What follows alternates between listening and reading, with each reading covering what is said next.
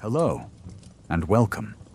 Whether you're settling into bed with slow, steady breaths or taking a quiet moment to pause during your day, this gentle journey invites you to drift softly into the past. Make yourself comfortable.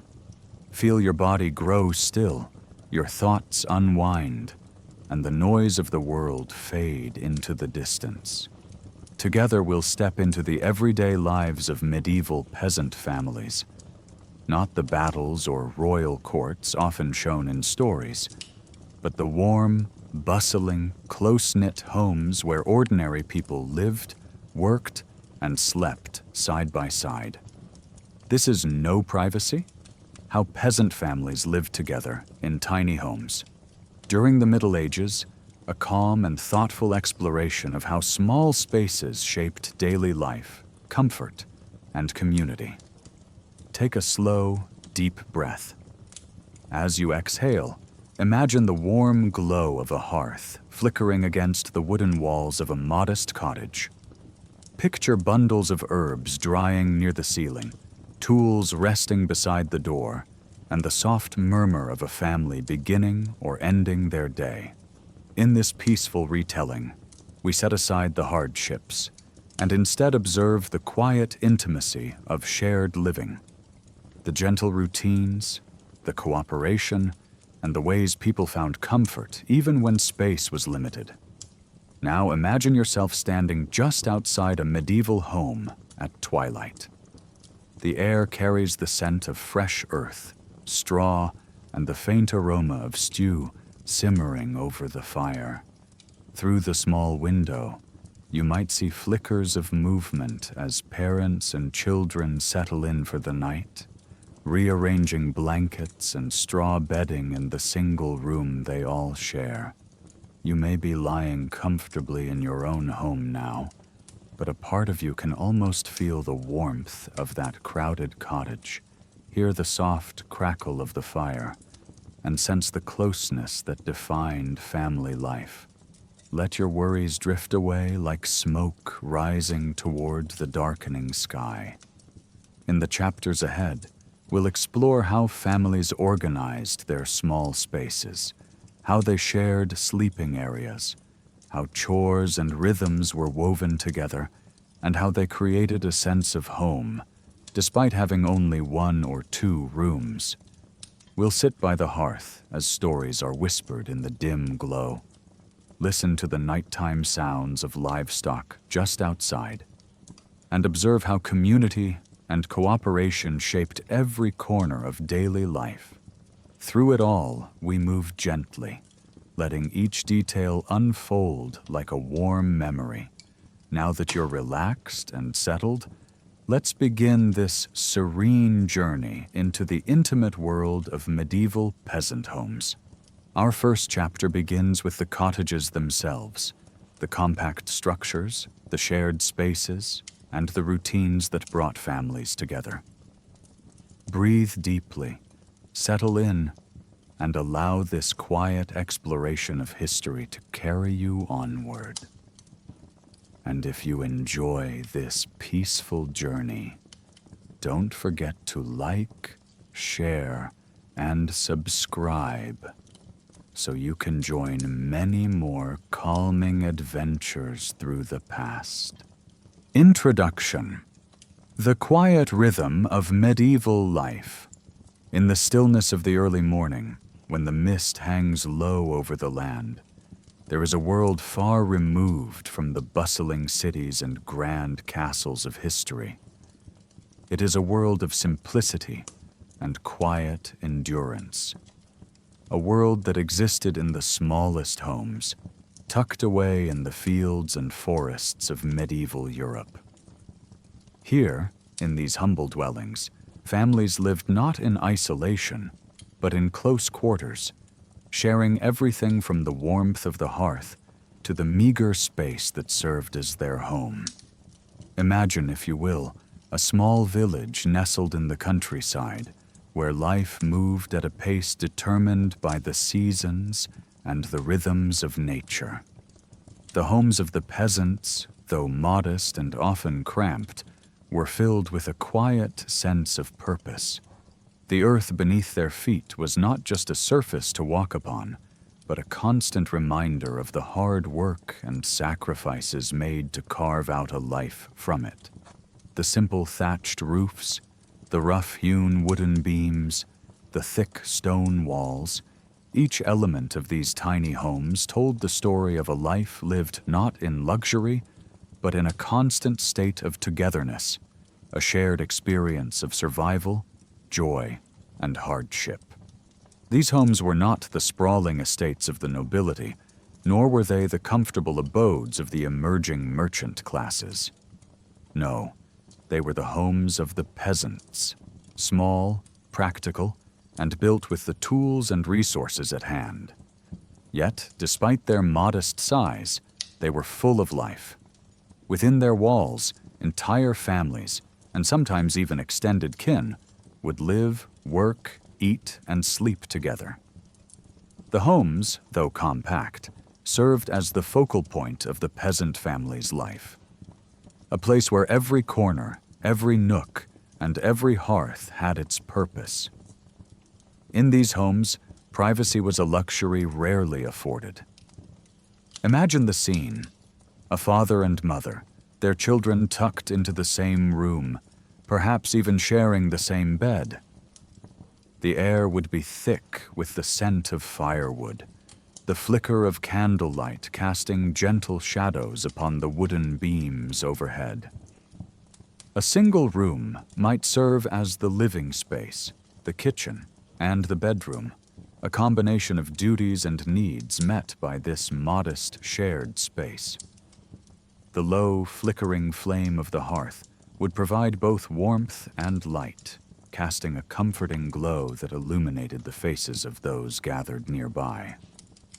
But in these intimate spaces, the lack of privacy was not a cause for distress or discomfort. Rather, it was simply a reality of the time, one that the peasant families had long grown accustomed to.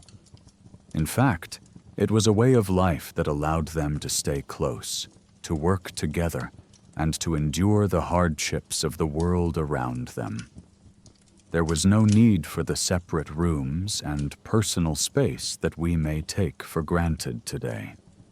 Each family member had a role to play, and together they formed a unit stronger than the sum of its parts. As the seasons turned, the home remained a constant in the lives of these families. During the long winter months, when the days were short and the nights seemed endless, the family would gather around the hearth, the crackle of firewood filling the silence. The children, bundled in woolen cloaks, might listen intently to the stories told by their parents, tales of ancestors, of battles fought, and of the land they tended. There was a sense of shared purpose in these evenings, a quiet understanding that the family was a singular unit, bound not just by blood, but by the simple act of living together in harmony. The days, too, followed a gentle rhythm.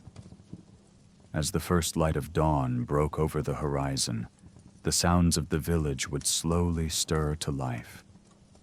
The clinking of metal as tools were readied for work, the low murmur of voices as families gathered in the early morning hours, preparing to face the tasks of the day ahead. In the fields, the men and women would work side by side, tending crops, feeding animals, and ensuring the survival of the family. Inside the home, the women would prepare meals, spin thread, and care for the children, all the while maintaining the delicate balance of life within the home's walls. Each task was done in harmony with the others, for the home was not just a place of refuge, but also a place of constant motion. As one family member worked the land, another might tend the fire, while the children, learning from the elders, played and helped where they could. The The closeness of these spaces created an environment where everyone was involved in the day-to-day duties, where each moment was a shared experience, whether it was the quiet work of preparing bread or the joy of a communal meal at the end of the day. There was a sense of warmth in this shared existence, a warmth that extended beyond the flickering hearth and into the hearts of those living within the walls. Even the smallest of details in the home contributed to this sense of togetherness. The furnishings were minimal: simple wooden tables and benches, a bed for the parents, perhaps a loft or mat on the floor for the children. But each piece had its purpose. The walls, often adorned with simple decorations or the occasional hanging of herbs, would bear witness to the everyday moments of life. The laughter, the tears, and the quiet moments of reflection.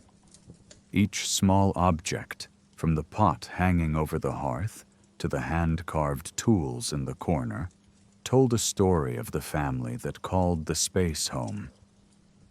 There was a simplicity in this way of life, a peace that comes from knowing that the success of the family depended on the work of every member. There were no grand achievements to be made in the daily routines of these peasants, no need for accolades or recognition. The quiet work of tending the land, of raising children, of ensuring that each day was lived in harmony, was its own reward. This was the life of the medieval peasant, not filled with the comforts of modernity, but with the warmth of human connection. And yet, it was not without its hardships. The small, shared homes of these families were also places of struggle. The work was constant, the challenges many. Illness could strike without warning, the weather could turn harsh and unforgiving, and the demands of the land were never-ending. But even in these difficult times, the family remained strong, bound together by their shared efforts and their shared space. For what they lacked in privacy, they made up for in unity. In the end, the simplicity of these homes was their greatest strength. They were not built for extravagance or comfort, but for survival. They were built to endure, to weather the storms of life and the passage of time. In these homes, peasant families found not only shelter, but also a deep sense of connection, both to each other and to the land that sustained them. As the sun sets over the horizon, casting its final golden rays across the earth, one can imagine the quiet of the village settling in. The sounds of daily life begin to fade as families retire for the evening. The flickering light of the hearth casts long shadows on the walls, and the soft murmur of voices carries on the still air. Inside these small homes, families find comfort not in the size of their dwellings, but in the closeness they share. They find solace in the warmth of their shared space, in the rhythm of their work, and in the love that binds them together. And so we begin our journey into the past, to a time when life was quieter, simpler, and lived together in the smallest of spaces. In this peaceful world, where privacy was a distant luxury, the bonds of family were the strongest force of all. This is where our story begins. A story of the medieval peasant family, living in harmony within the walls of their tiny homes, enduring the trials of life with resilience, love, and unity. The setting: life in small homes. As we step into the world of the medieval peasant, we find ourselves transported into a simpler time, one where the rhythm of life was guided not by clocks or calendars, but by the changing of the seasons, the rise and fall of the sun, and the demands of the land. The small homes of these peasants, though humble and modest in their structure, were the heart of their world. Within these simple walls, families lived out their days in a quiet, unhurried dance of necessity, warmth, and togetherness. The homes, often built by the peasants themselves, were designed to meet the most basic needs of shelter and survival. A thatched roof, made from reeds and straw, covered the family's space, held in place by wooden beams and the weight of the earth beneath. This roof, though far from impervious to the elements, provided enough protection against rain, wind, and snow to make life bearable. The thatch was thick, often replaced every few years, and its rough texture gave the home a sense of rustic simplicity.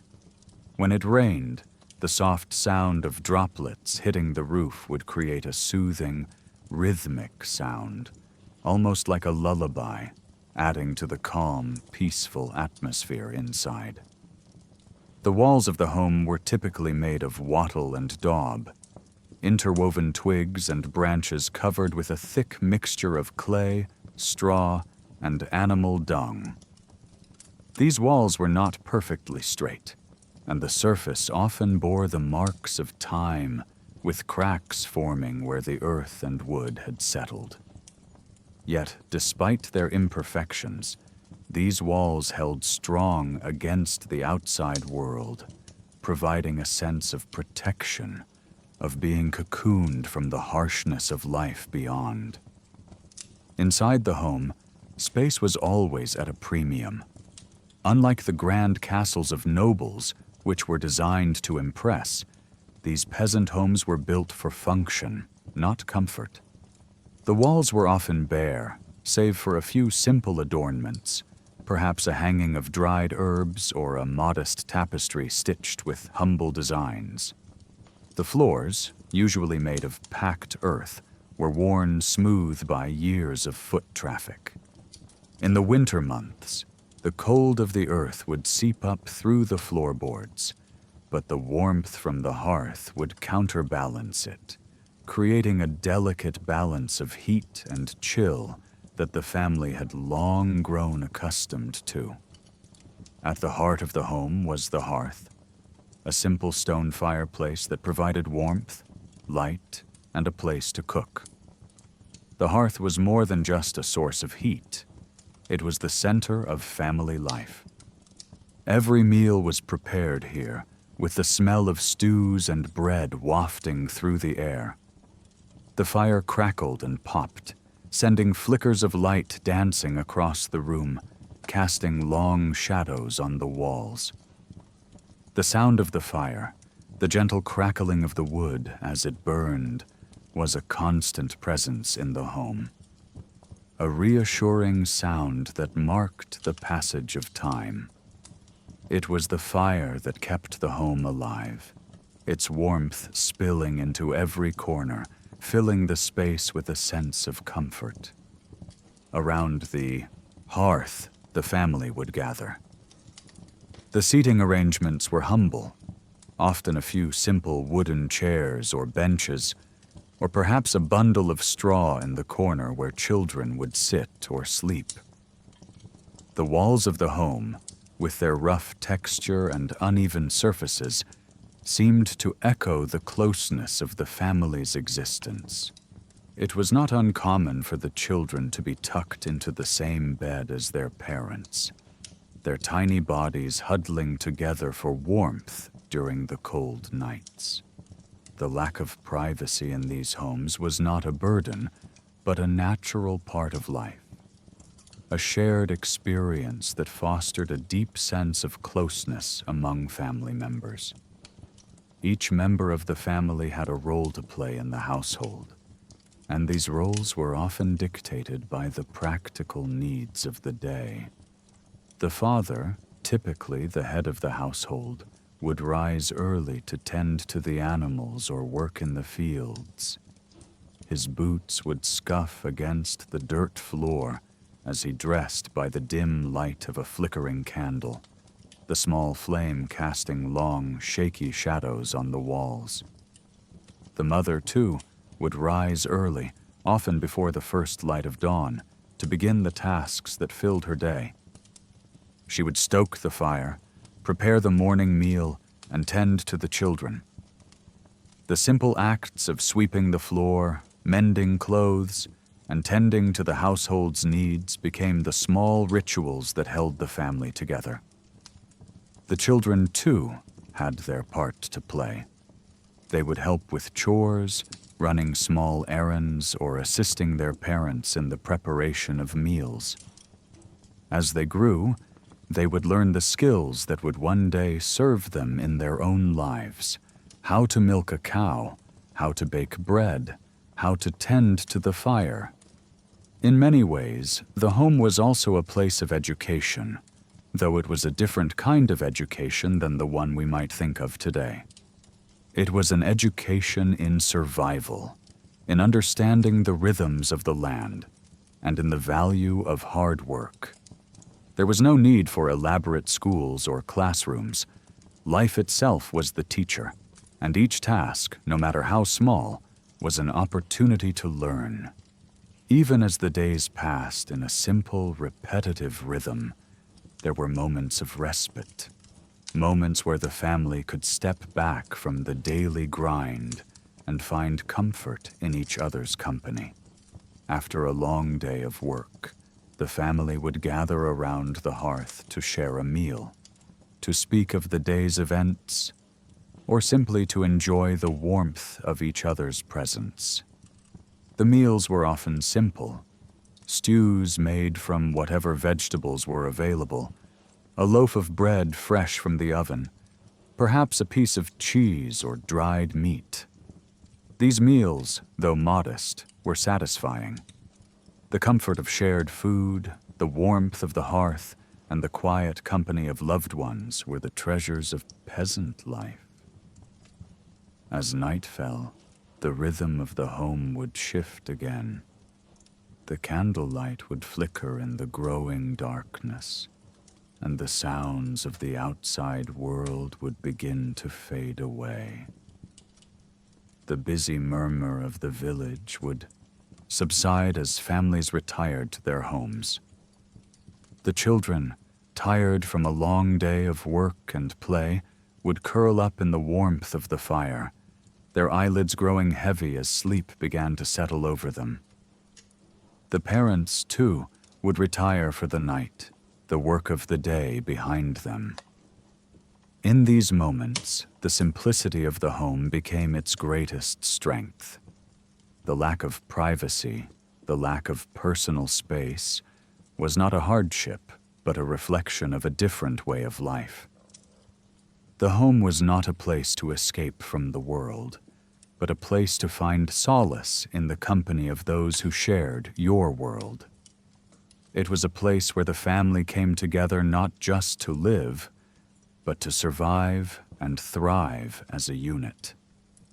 And though the walls of the home were thin and the space was small, within them was a sense of warmth, of belonging, that made the world outside seem distant and irrelevant.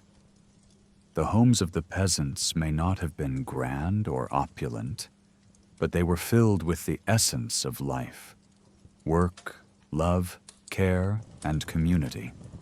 The space within these walls, though small and humble, was enough for the family to flourish. The hearth, the fire, the food, and the companionship. These were the things that mattered. The home, in its simplicity, provided everything that was needed: shelter from the elements, warmth from the cold, and most importantly, the strength of family. As we continue our journey into the past, let us reflect on these homes, their small size, their modesty, and their significance. These homes were not just physical structures, but the very foundation of medieval peasant life.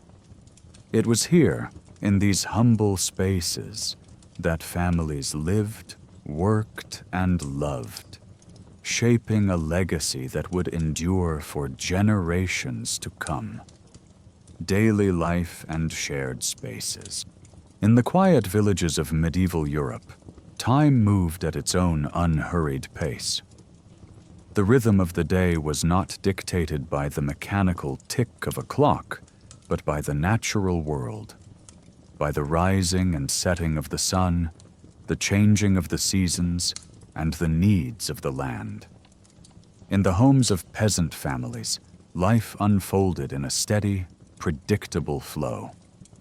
Each day brought with it familiar tasks, the hum of activity, and the constant presence of those who lived under the same roof. The smallness of their homes did not diminish the fullness of their lives. It simply meant that everything, from work to rest, was shared. As the first light of dawn stretched across the land, the day began with a gentle urgency. The silence of the early morning was broken only by the soft chirp of birds in the trees and the rustle of wind through the leaves. Inside the small cottage, the family began to stir. There was no need for an alarm, no rush to get out of bed. Instead, the quiet calls of nature and the demands of the workday beckoned gently. The parents, usually the first to rise, would begin their day in the soft light that filtered through the cracks in the thatched roof. The father would often begin his day by tending to the animals. The faint clinking of the gate opening, the soft bleating of sheep, or the low moo of a cow signified that the chores had begun. Even as the warmth of the hearth and the stillness of the morning urged him to linger a little longer in the warmth of the home, there was always work to be done outside. He would slip into his worn boots, grab his tools, and step outside, breathing in the cool, crisp air of the morning. The earth underfoot would still be soft from the dew, and the sky would be painted with the first soft hues of sunrise. Meanwhile, the mother, too, had begun her day. She would gather the small, essential items for the day's work. Perhaps a bundle of herbs, a pot for cooking, or a basket for the eggs to be gathered.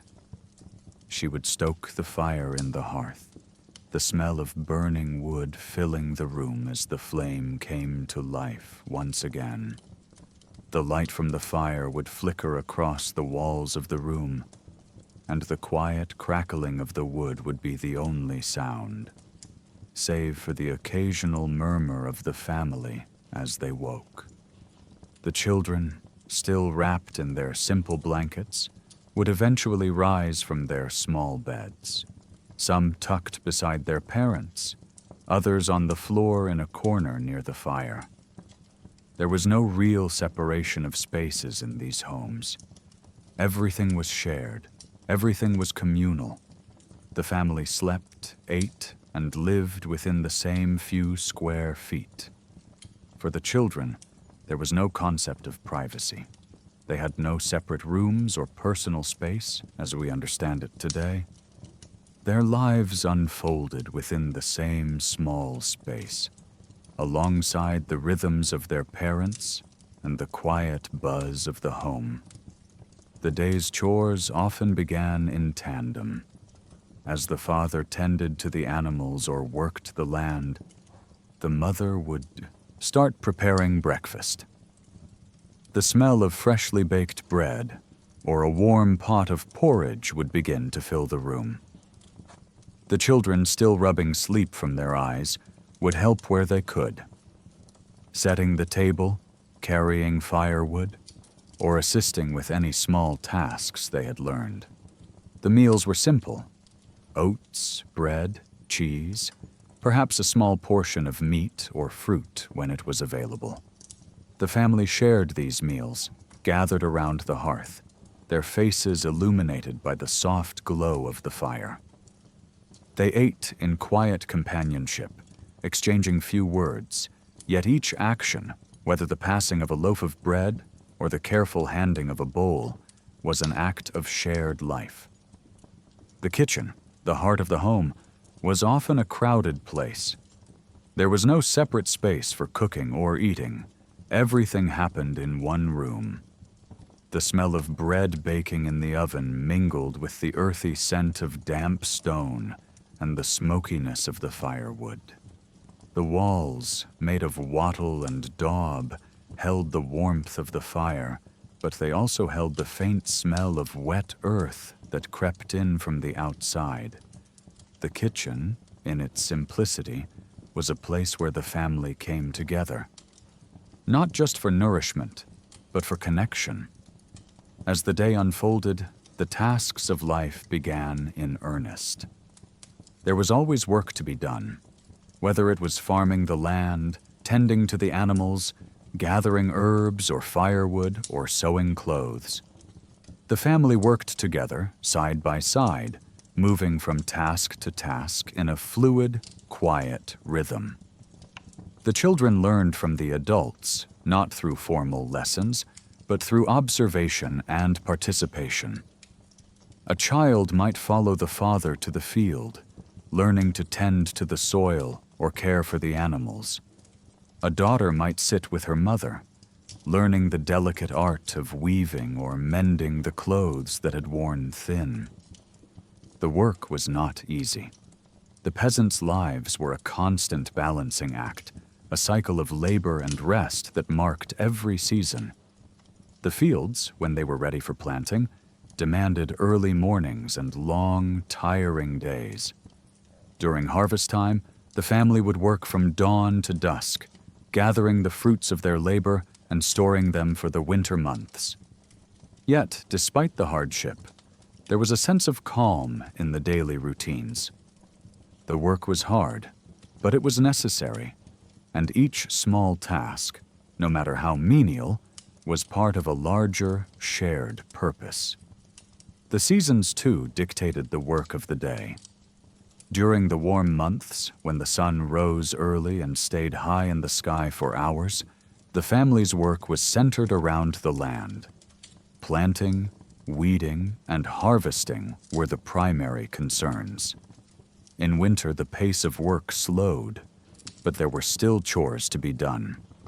The family would gather around the hearth to repair tools, mend clothes, or prepare for the next season.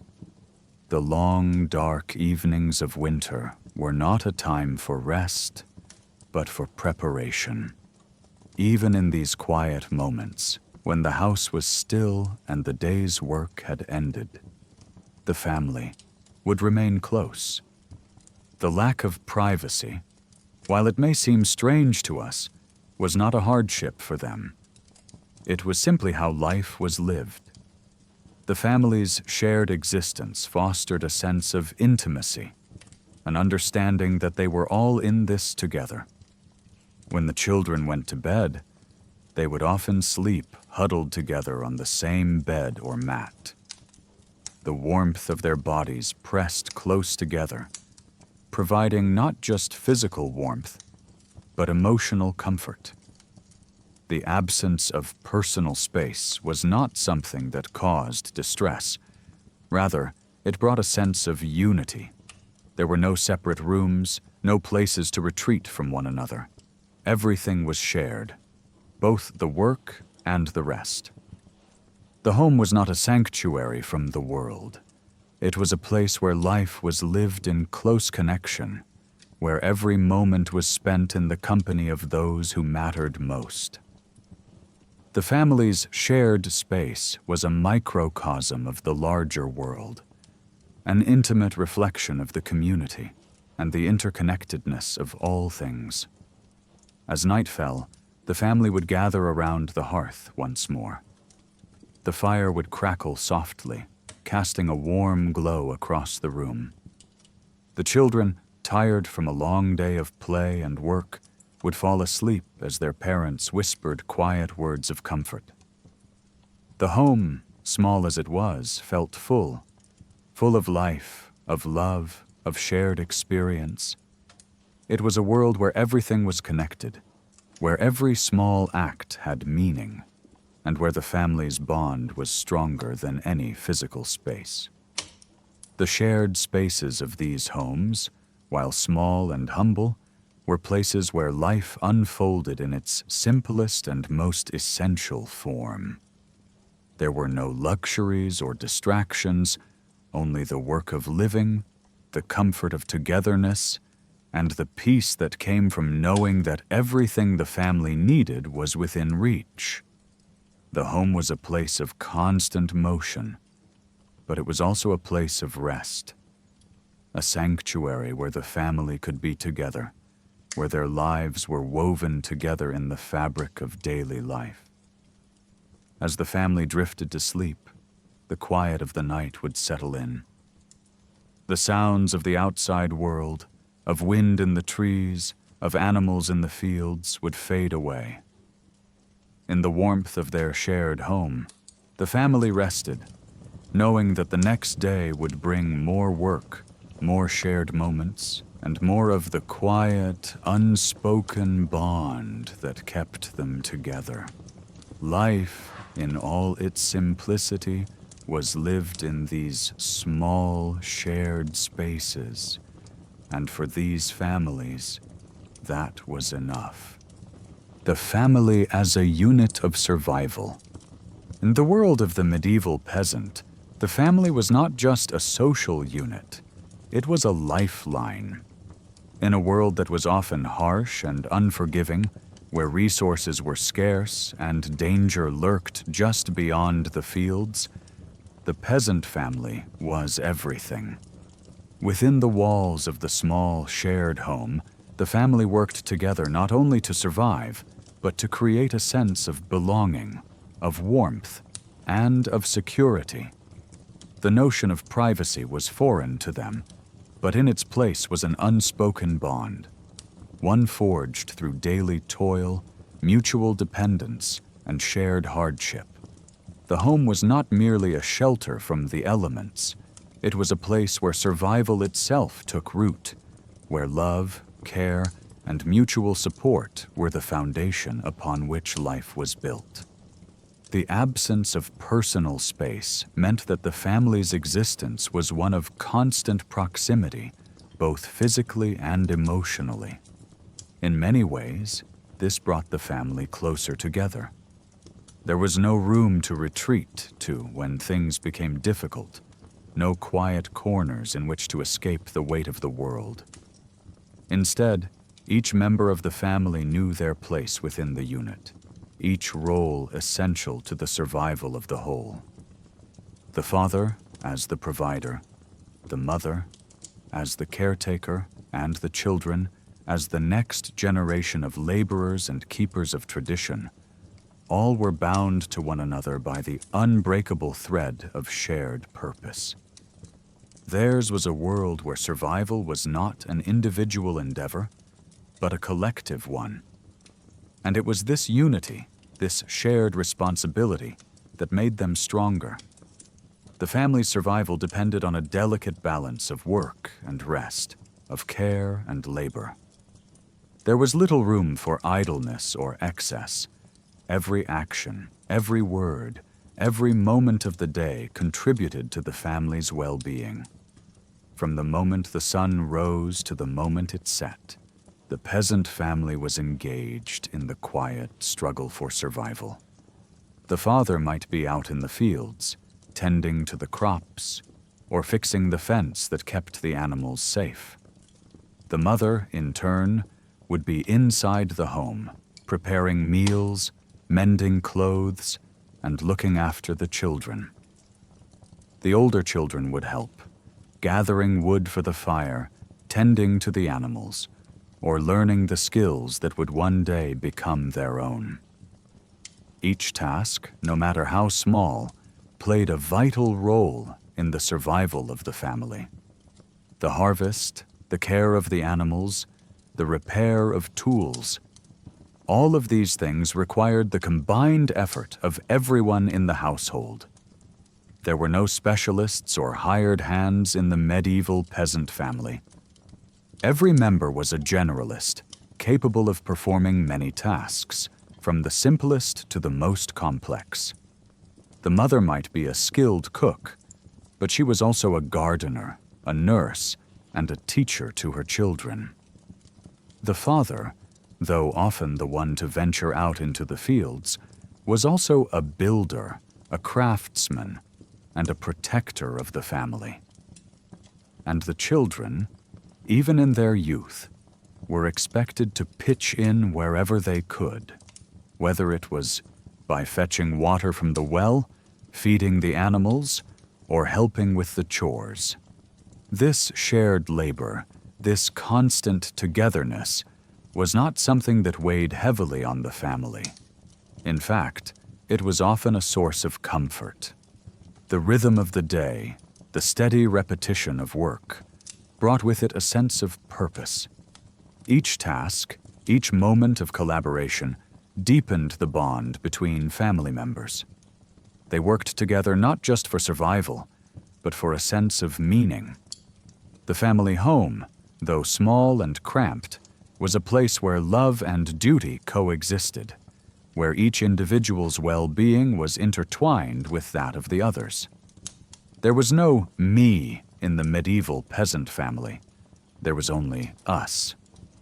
In these small homes, where every room was shared, the family learned to live in harmony. The children, in particular, were raised with the understanding that their lives were not their own to shape, but a part of something larger. They learned from an early age that they were a vital link in the chain that held the family together. Whether it was fetching water, caring for younger siblings, or helping with the animals, every child had their place in the family's daily operations. The parents, too, had a profound responsibility to teach their children the value of hard work, of community, and of shared duty. The lessons were passed down not through formal schooling, but through action. Children learned to weave, to bake, to tend to the land, not in the classroom, but by watching their parents and imitating their actions. But survival, of course, was not solely about labor. It was also about resilience, about how the family weathered the storms that life inevitably threw their way. The medieval world wasn't kind to the peasant. The threat of famine, disease, and conflict loomed ever present. Yet it was in these moments of hardship that the family's bond proved to be its greatest asset. The family unit was a source of strength, providing emotional support and comfort during times of illness, injury, or loss. When one family member fell ill, the others rallied around them. There were no doctors to call, no hospitals to visit. The family's survival depended on the collective knowledge and care of those who were closest. The mother might brew herbal teas to ease a cough, while the father would make sure the sick one stayed warm by the fire. The children would assist by fetching water or gathering herbs. Even in the face of illness, the family's sense of unity never wavered. Together, they formed a protective barrier against the outside world, a world that could often be cold and indifferent. And yet, it was not just illness that the family had to contend with. There were also the seasonal struggles that came with the rhythm of the land. The harvest was a time of abundance, yes, but it was also a time of intense labor. Families worked from dawn until dusk, gathering what they could before the cold winter months arrived. The work was grueling, but it was a necessary part of life. The family's ability to work together during these times was what allowed them to survive the lean months when food was scarce. They depended on each other for physical strength, emotional fortitude, and a shared sense of purpose. Winter was the harshest time of all. With the ground frozen solid and the days short and dark, there was little to be done in the way of farming. The family huddled together in the warmth of their shared home. the fire crackling and the wind howling outside. The work of winter was different from the work of spring, summer, and fall. It was a time for repair, of tools, of clothing, of the home itself. It was a time for gathering supplies, for ensuring that the family had enough to see them through until spring arrived.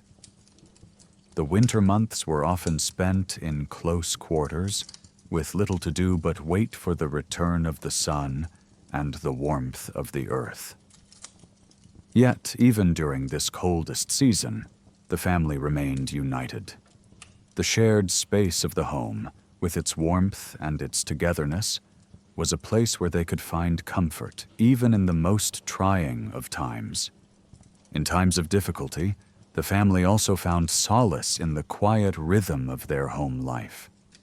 The simple act of gathering around the hearth, sharing a meal, telling stories, or singing songs provided a sense of stability in an otherwise unpredictable world.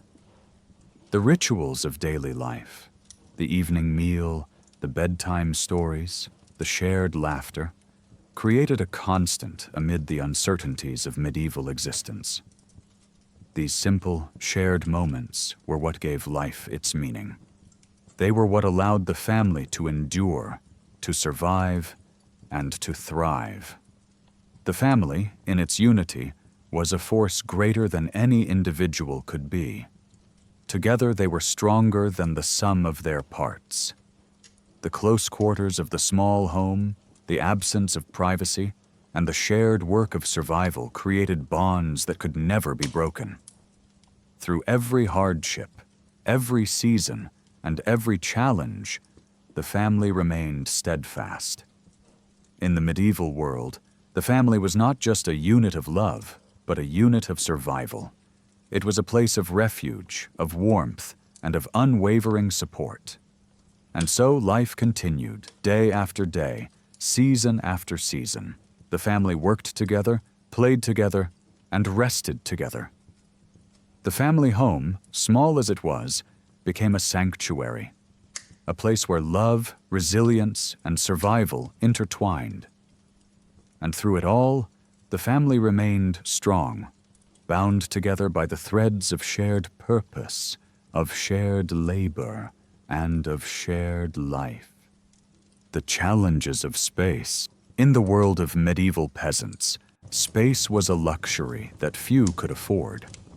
The small, shared homes they lived in were the product of necessity rather than design. Built to keep the family together, but offering little room for privacy or personal comfort. In these homes, each inch of space was accounted for, every corner filled with the essentials needed to survive. Though the challenges of such small living spaces were many, they were not considered burdens. For the peasant families of the time, the struggle for space was simply another part of daily life, one they adapted to with ingenuity, patience, and a deep sense of connection to one another. The very structure of the homes was designed to keep things simple and functional.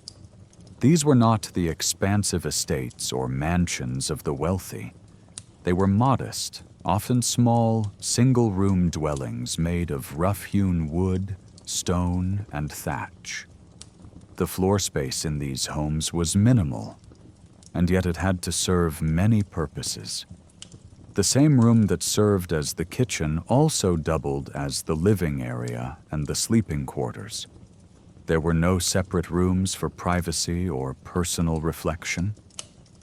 The family's daily life, including rest and work, was all compressed into one shared space.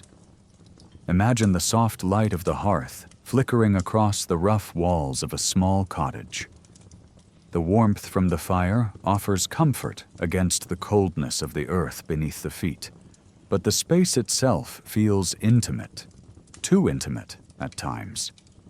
There is no place to escape to, no corner to retreat to when the day becomes overwhelming. Every family member, from the eldest to the youngest, shares this space. The air smells of firewood, of food cooking, of the earth that clings to the boots of those who have been working in the fields. The space is filled with sounds, children laughing and playing, the scrape of a broom across the earthen floor, the gentle murmur of conversation as the family prepares for the day ahead. It is a space that holds not only the family's belongings, but also the weight of their daily lives. In these cramped homes, personal space was non-existent. Sleeping arrangements were often the most intimate aspect of life. A small bed or sleeping mat would be shared by the parents, and sometimes the children would sleep alongside them, nestled in for warmth and comfort. The bed itself would not be a luxury, more likely a simple frame with a mattress made of straw, covered by a woolen blanket. There was no room for individual beds, no space for each person to have their own sanctuary. The children, accustomed to the closeness of their siblings, would sleep together, huddling for warmth and comfort as the fire flickered low. The lack of personal space also affected the daily routine of the family. Each family member had their designated roles to play, but there was little room for privacy in carrying them out. The work was constant, and it all had to be done in the shared space of the home. There were no separate rooms for cooking, working, or resting. The kitchen, for example, was often little more than a corner of the room, where a hearth or fire pit would serve as both stove and heater. There, the mother would prepare meals, often over the open flame. It was not unusual for the family to be crowded around the hearth, each member working together in close quarters to ensure the meal was ready in time for the evening. Cooking in such close proximity to others was not without its challenges. The heat from the fire could become overwhelming, especially during the colder months when the fire needed to burn brighter to fend off the chill. Yet, the same fire that heated the home and cooked the food also created a sense of togetherness. The warmth from the hearth would draw the family in, encouraging conversation and interaction, even if the physical space was limited. The smells of the meal, the sound of the crackling fire, and the soft murmurs of conversation created a sense of intimacy that could only be found in such close quarters. During the day, when the weather was fair, the family might venture outside, but the home was the center of their existence. The outdoor space was often just as limited, particularly in smaller villages where houses were clustered together for safety and practicality. If the family had any land at all, it was likely small, just enough to grow a few vegetables or keep a handful of animals. The space outside the home was reserved for work, for tending to the crops or animals, and for the occasional moments of respite when the family could step out into the fresh air. But inside, the lack of space was felt most acutely. There were no quiet corners for personal reflection, no separate rooms where one might read or write. The family's personal belongings were stacked in corners, hung from walls, or tucked under the bed. There was no room for luxury, no space for furniture beyond the basics. A table, some chairs, a bed. Tools of the trade, such as farming implements, would be stored close at hand, often hanging on hooks or stacked in a corner. There was no place for excess, no room for anything that wasn't immediately necessary. Even in the moments of rest, space was limited. When the family gathered around the hearth at the end of the day, there was little physical space between them. The children would curl up together on the floor, the youngest nestled close to the fire for warmth. The parents might sit on a bench or the edge of the bed, speaking softly to one another. The day's work done. The quiet hum of family life would fill the room, a sound that was comforting and familiar. There was no room for solitude, no space for quiet retreat. But within the walls of this small home, there was everything the family needed. The absence of space created a closeness that defined their existence, a bond that could not be broken by the limitations of the physical environment. The lack of space also affected the family's emotional well-being. Living in such close quarters meant that everyone's emotions were shared as well. There was no place to retreat to when tensions rose, no room for a family member to escape to when they needed time alone. Arguments, disagreements, and moments of frustration were played out in front of everyone. But just as the family's work was shared, so too were these emotional struggles. The family learned to cope with conflict not by retreating to their own spaces, but by facing it together, by finding resolution in the midst of proximity. The lack of privacy, though it might seem stifling to us today, fostered a sense of community that was essential to survival.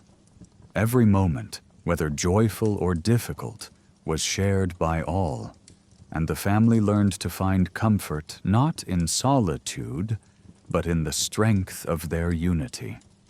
Of course, there were moments when the lack of space became particularly challenging. When illness struck, for example, the confined space of the home became a breeding ground for germs. The sick would be tucked into the same bed as the rest of the family, their coughs and fevers shared as much as their love and warmth. There were no separate rooms for the sick, no isolation to prevent the spread of disease. Illness spread quickly through the tight-knit household, and the family had little choice but to face it together. Yet, even in the most trying of times, the lack of space had its benefits. The closeness of the family made it easier to care for one another, to provide comfort and support in times of need. A mother could tend to her sick child while still caring for the rest of the family, the closeness of the space allowing her to attend to everyone's needs at once. The smallness of the home meant that no one was ever alone. No matter the challenges they faced, they were never far from one another. The seasons, too, highlighted the challenges of space. During the cold winter months, the family would huddle together near the hearth for warmth. The cold outside made the small, crowded space feel even more cramped. And yet, there was warmth in the togetherness. As the snow piled up outside and the wind howled through the cracks in the walls, the family would find solace in their shared space.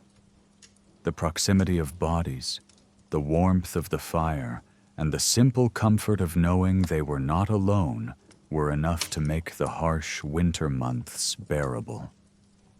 The lack of space during these months became a symbol of their unity, of their ability to weather life's storms together. In the warmer months, the family might be able to spend more time outside, but when the weather turned again, the small space of the home would again be the center of their world. There was no escape from the physical closeness of the family, no way to avoid the challenges that came with living in such tight quarters. But in the end, it was this very closeness that defined the family's strength. They lived in a world where space was limited, but love, care, and mutual dependence were not. It was this sense of togetherness, born of the challenges of space, that allowed the family to survive. The role of community. In the world of medieval peasants, the family was not the only unit that provided stability and strength. Just beyond the walls of their small homes, there existed a larger network of support, one that was formed by the community. The community was not merely a group of individuals living side by side. It was a living, breathing entity, bound together by common interests, mutual dependence, and a shared sense of purpose. In this world, the concept of self-sufficiency did not mean isolation. Rather, it was a shared responsibility. A peasant's survival depended not only on the strength of their family, but also on the cooperation and goodwill of those around them. The importance of community in medieval times cannot be overstated. Living in small, isolated villages, the peasants had no choice but to rely on one another. The land was not theirs to command. It was shared, and survival was not guaranteed. The weather, the harvest, the seasons, all these things affected the entire village. The challenges faced by one family could easily become the challenges faced by many. In such a world, the bonds of community became a lifeline. The home, though a sanctuary in itself, was just one part of a broader, interconnected existence. Outside, the village served as the backdrop for life's larger collective struggle. Here, neighbors were not just acquaintances. They were partners in survival. Whether it was sharing food during a lean season, helping to build a barn, or lending a hand during harvest time, the community was a constant presence. The exchange of goods, services, and labor formed a bond that went far beyond the walls of any single home. In the mornings, as the sun rose over the village, it was common to hear the sounds of families preparing for the day, the clinking of tools, the murmur of conversation, and the distant calls of neighbors working in their fields. The sounds of work and labor, of life being lived in a cooperative manner, filled the air. No one could afford to be an island, and it was this realization that kept the village alive. The work of one family was often intertwined with the work of another, and the success of one could ripple out to affect the others. When a farmer harvested his crop, it wasn't just his crop. It was a crop that had been grown in the shared soil of the village. When a house needed repairs, the community came together to fix it. The act of building a barn or repairing a roof was never a solitary task. The work was shared, with each person contributing a skill, a tool, or a hand to help. Neighbors exchanged labor, knowledge, and goods as part of an unspoken agreement, one that guaranteed the well-being of the entire community. There was no room for selfishness in this world. Every act of kindness, every shared resource contributed to the survival of all. The communal work extended to the most critical aspects of peasant life, the harvest and the preparation for winter. The harvest was a time of intense labor, and during these busy months, the villagers came together to gather the crops that would sustain them through the colder months. This was no solitary endeavor. It was a collective effort that demanded the participation of every able-bodied person. The work was hard, the days long, but the sense of camaraderie made it bearable. Farmers, weavers, and smiths alike would set aside their individual tasks and gather in the fields. Together they worked to collect the fruits of their labor, and at the end of the day, they would share a meal made from the very crops they had harvested together. But the community was not only concerned with survival during times of plenty, it was also essential during times of hardship. The medieval world was full of dangers, famine, disease, and war. During times of illness, the village became a sanctuary of support. If a family fell ill, it was not just the immediate family that cared for them. The entire community would rally around, offering food, medicine, or assistance. A sick child might be cared for by several women of the village, each taking turns to ensure the child's well-being. It was not uncommon for neighbors to lend each other food or supplies when times were tough, especially during the harsh winter months. The village was a safety net, one that helped hold together the fragile lives of its inhabitants. It was in times of crisis that the community's strength became most apparent. When one family was affected by misfortune, whether through illness, loss of crops, or a poor harvest, the others were quick to offer help. This mutual support, this sense of solidarity, was the bedrock of village life. It was a shared understanding that no one person could survive alone. In the medieval world, the bonds between families were not just based on proximity, but also on necessity. The role of the church in medieval villages further strengthened the sense of community. The church, as a physical space, was often the center of the village, both literally and metaphorically. Its steeple could be seen from miles around, serving as a guiding landmark for those who lived in the surrounding countryside. But beyond its role as a religious institution, the church was a place of gathering, of connection, and of shared spiritual life. The communal mass, the festivals, the holy days, these were all occasions that brought the villagers together. At these gatherings, the bonds between families were reinforced, not only through work, but also through shared ritual. The sense of belonging, of being part of something larger than oneself, was deepened in these moments of communal worship. It was not just about religion. It was about belonging to a community, about reinforcing one's role in the larger fabric of village life. The church was a place where peasants could come together, not only to pray for blessings, but to affirm their solidarity with one another. In addition to the church, other communal activities played an essential role in village life. Festivals and celebrations, though often simple, were moments of respite from the endless cycle of work.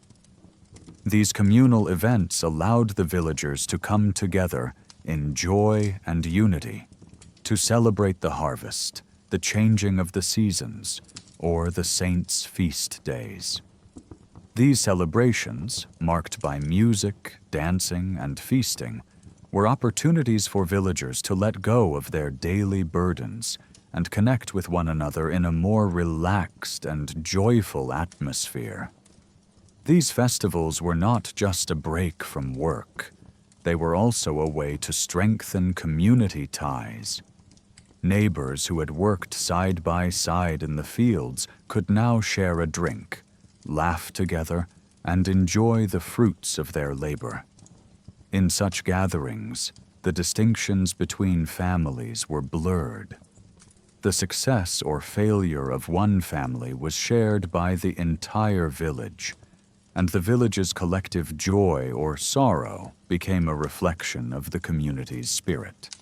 Yet, despite the seemingly close-knit nature of medieval villages, there were also tensions, as in any community. There was competition, not only between individuals, but between families. Rivalries could form over land disputes, over trade, or over social standing. However, these conflicts were generally settled within the village. The role of the village elders or the local lord was often to mediate these disputes and maintain peace within the community. The emphasis, however, remained on harmony. and the understanding that any division could potentially weaken the village as a whole. In times of war, when the outside world encroached upon the peace of the village, the bonds of community were tested. The village, as a unit, would stand together against external threats. Whether it was defending the village from bandits or protecting the land from an invading army, the collective strength of the community was its greatest asset. Men would rally to fight. Women would provide support in the form of supplies, and children would be kept safe within the walls of the village. The threat of war, like the threat of famine or disease, was not an individual burden. It was a collective one, and the strength of the community lay in its ability to respond as a whole. In peace or in strife, in times of abundance or in times of hardship, the role of the community remained unchanged. The peasant family, as small and as simple as it was, could never survive alone. It was through the bonds of community, through the shared labor, the mutual support, and the collective spirit that life was lived. The village was not merely a place to live. It was a place to belong. It was a place where survival was not an individual pursuit, but a collective one. And so, in these humble villages, the role of the community was clear. It was the cornerstone of life, the thread that connected every family, every individual, in a shared experience. In a world where survival was never guaranteed, the strength of the community was the greatest protection of all. It was a reminder that no one was alone, that the bonds of mutual care and cooperation were the foundation upon which the village stood. And in the quiet of the evening, as the family gathered around the hearth, it was the sense of community that brought them comfort and security. The knowledge that they were part of something greater than themselves. Living with minimal comfort. In the world of medieval peasants, comfort was not defined by the luxuries that many of us take for granted today. There were no soft beds with down-filled mattresses, no carpets on the floor, no sprawling living rooms filled with plush furniture. The homes of peasants were simple, often sparse and small. Yet within these humble walls, the family found their comfort not in material goods, but in the warmth of companionship, the satisfaction of shared work, and the solace of a life lived with purpose. Despite the challenges, there was a sense of contentment, a quiet joy that came from living in harmony with the land and with one another.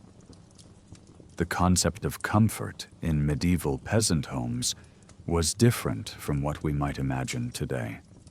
There were no conveniences like central heating, electricity, or running water. The floor was often packed earth or wooden planks, and the walls were made of rough timber, wattle and daub, or stone.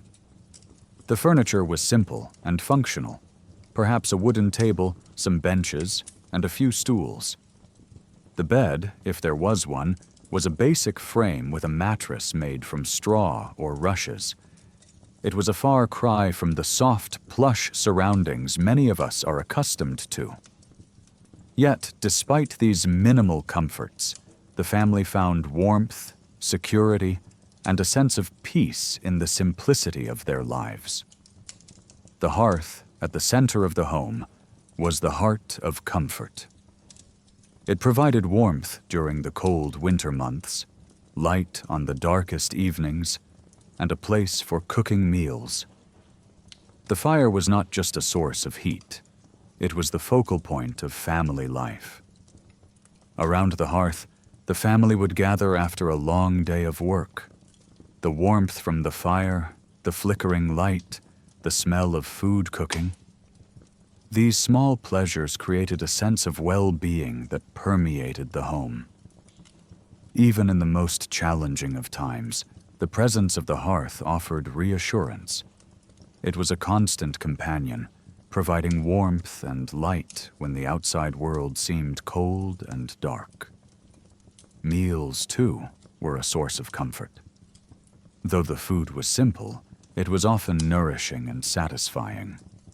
Bread, stews, soups, and porridge formed the staples of the peasant diet, with whatever vegetables, grains, or meats could be grown or gathered. Food, though simple, provided not just sustenance, but also a sense of continuity. The act of preparing meals, of sitting down together to eat, was a ritual that brought the family together, both physically and emotionally. Even when the family's resources were stretched thin, they found comfort in the shared act of eating together. The warmth of the food, the taste of the bread fresh from the oven, and the familiarity of the meal made it more than just fuel for the body. It became a source of emotional nourishment, a reminder that they were together, facing life's challenges as a unit. But comfort in the medieval home was not only about physical warmth or food. It was about the sense of security that came from being surrounded by family. In a world that was often unpredictable and harsh, where the seasons could be unforgiving and the threat of illness or conflict ever present, the family's closeness became a refuge from the outside world. The lack of personal space or privacy, though seemingly burdensome by modern standards, fostered a sense of unity and interdependence.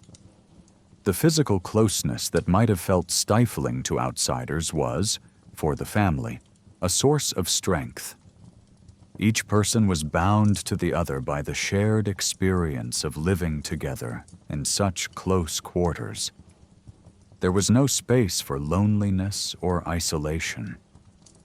Even when times were hard, the family found comfort in their togetherness, in the knowledge that they were never truly alone. The absence of privacy, though a challenge, also led to a deep sense of intimacy. There were no rooms to retreat to, no quiet corners for solitude. Instead, the family shared everything: their joys, their struggles, their work, and their rest. The children slept next to their parents, often in the same bed or on straw mats near the hearth. The closeness of the family members, both physically and emotionally, created a bond that was unshakable. When a child was sick, the parents were right there, tending to them in the same space. When the family faced a crisis, whether it was a poor harvest, a winter storm, or an outbreak of disease, they faced it together. There was no escaping the reality of their lives, but there was also no loneliness. In this shared existence, comfort was found not in the space they occupied, but in the people with whom they shared it. The rhythm of the day itself provided a sense of comfort. The family's life was structured around the seasons and the demands of the land. But even in the midst of work and hardship, there was a certain peace in the repetition. The morning routine, rising with the dawn, tending to the animals, preparing breakfast, was a comforting ritual. The day was spent working together, whether in the fields, the garden, or the home. The evening was spent around the hearth, sharing a meal and stories. The seasons came and went, each one bringing its own challenges and rewards, but the cycle of life remained constant. The family knew what to expect, and though the work was hard, it was meaningful. There was comfort in the knowledge that the work they did each day was necessary, that it contributed to the survival of the family. In the cold of winter, when the world outside seemed still and lifeless, the family found warmth in the comfort of each other's company. The nights were long and the work was slower, but the stillness of winter allowed for a different kind of connection. The family spent more time indoors, gathered around the fire, sharing the quiet hours. It was a time for reflection, for storytelling, for mending clothes or repairing tools. There was comfort in these slower, quieter days, an opportunity to be present with one another, to appreciate the peace that came with being together. The harshness of winter, though challenging, was softened by the warmth of the hearth and the closeness of the family. In this season of dormancy, the home became a sanctuary, where the family could rest and find renewal before the busy months of spring and summer arrived. Even in the hardest of times, when food was scarce or illness struck, the family found comfort in the knowledge that they were together. The simple act of sharing a meal, of sitting side by the fire, was enough to create a sense of peace. The harshness of life was made more bearable by the presence of loved ones. The family members supported one another, offering comfort in the form of physical care and emotional support. In times of illness, the family did not have the luxury of separate rooms or private spaces for recovery. Instead, they shared their illness, cared for each other in close quarters, and found solace in the mutual act of tending to one another. The home, though small and humble, was a place of sanctuary. The walls that might have seemed confining to outsiders were, in reality, a protective barrier against the harshness of the world. Inside, the family could find rest and solace from the trials they faced outside. The simplicity of the home, with its rough walls and modest furnishings, was not a symbol of deprivation, but of resilience. The family had everything they needed within these walls: shelter, warmth, food, and, most importantly, each other. The absence of material wealth was offset by the richness of the family bond. Comfort in this world was not measured by the softness of a mattress or the luxury of a room of one's own. It was found in the warmth of the fire, the smell of a shared meal, the closeness of loved ones, and the quiet satisfaction of a life lived with purpose. As the seasons turned and the years passed, the family's comfort remained rooted in these simple pleasures. The challenges of life, whether they were related to the harvest, the weather, or the health of the family, were met together. And through it all, the family found comfort in their unity, in the rhythm of their work, and in the quiet, unspoken understanding that they were all in it together. The home, though small, was a sanctuary. The hearth, though humble, provided warmth, and the family, though they lived with minimal comforts, found a richness in their shared life that could not be measured by material wealth. In the quiet hours of the evening, as the family gathered together by the hearth, the simple act of being together provided all the comfort they needed. The struggles of the day faded away, replaced by the warmth of the fire, the comfort of familiar voices, and the peace that comes from knowing they were not alone. The world outside may have been cold and uncertain, but inside their small home, the family found everything they needed. It was here, in this modest space, that they discovered the true meaning of comfort. A comfort not found in possessions, but in the bond they shared and the life they lived together. The changing seasons and the home, In the quiet rhythm of medieval life, the changing seasons were more than just markers of time. They were the heartbeat of existence, dictating the flow of work, the ebb of energy, and the moments of rest and renewal. For the peasant family, whose life was bound to the land, the seasons held a significance that was woven into every aspect of their existence. The home, though a constant refuge, transformed with the seasons, becoming a place of shelter in winter, a hub of activity in spring, and a sanctuary in the heat of summer. The changing seasons were not simply weather patterns for the medieval peasant. They were the framework around which life was organized. The way they lived, worked, and rested depended on the rhythm of nature. The house, though always humble, reflected these changes. Whether it was the warmth of the hearth in the winter months, the busyness of the home during the spring planting season, or the respite of a summer evening spent outside, the seasons shaped the family's daily experience. Each season brought with it its own set of challenges, joys, and rhythms, and each required the family to adjust, adapt, and respond. Spring, the awakening.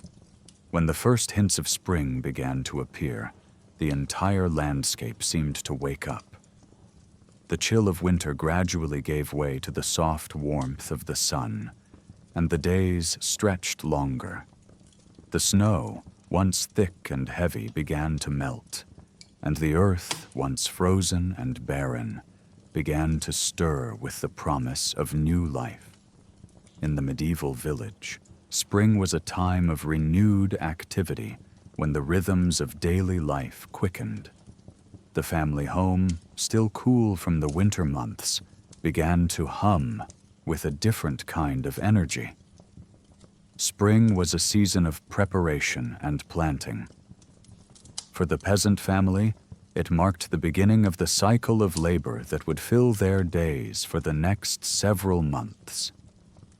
In the early mornings, when the sky was still pale with the light of dawn, the father would set out to plow the fields, his boots heavy in the damp earth. The smell of freshly turned soil filled the air, mingling with the faint scent of new grass and the distant fragrance of budding flowers. The family would begin to plant their crops, grains like barley and wheat, vegetables like peas and beans, and, depending on the region, perhaps a few fruit trees. Every member of the family had a role to play in this delicate balance between planting, tending, and preparing. Inside the home, the slow pace of winter gave way to the busyness of spring.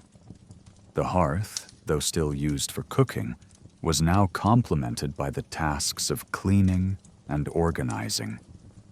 The home, though humble, needed to be made ready for the long season of work.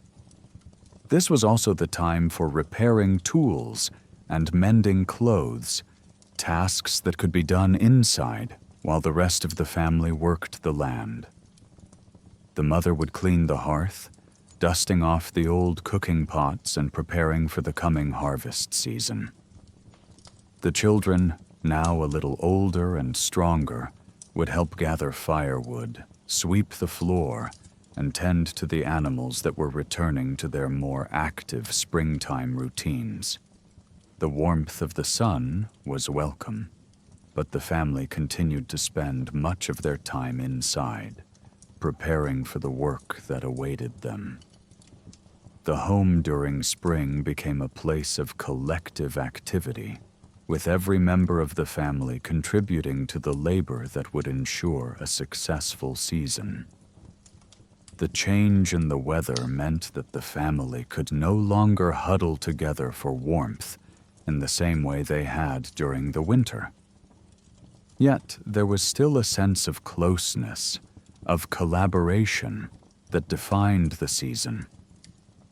The long hours spent in the fields were followed by the shared effort of returning to the warmth of the hearth, where the family would gather for dinner.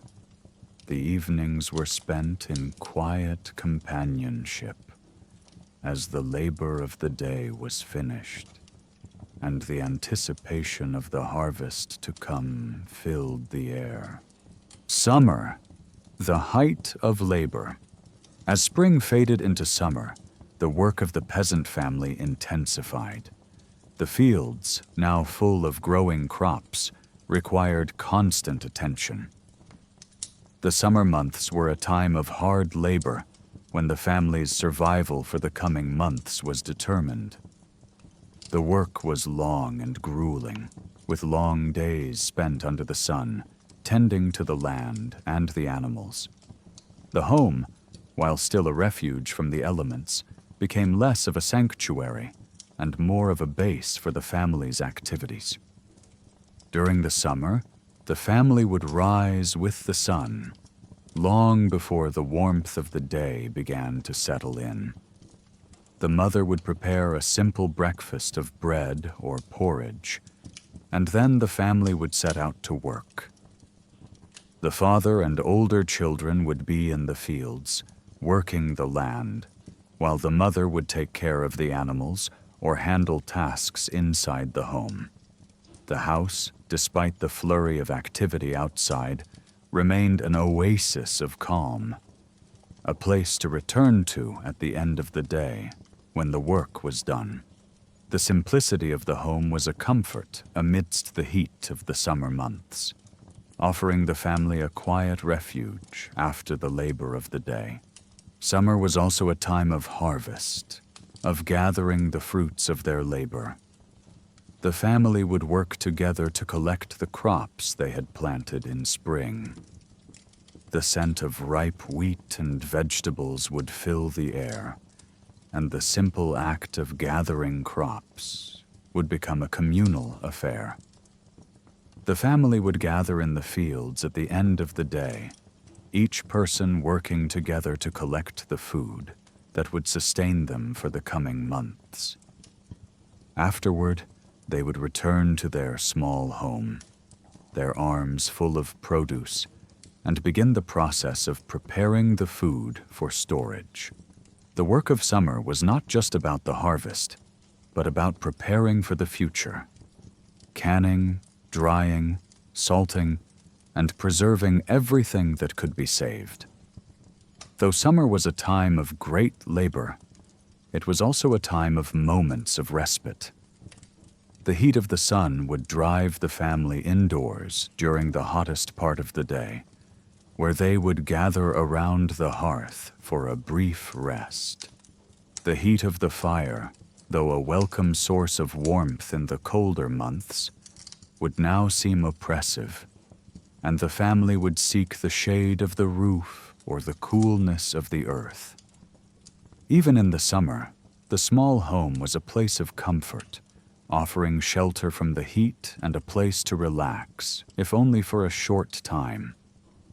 Despite the intensity of the work, summer brought with it a sense of vitality. The home, though filled with the noise and bustle of family life, also felt alive with the energy of the land.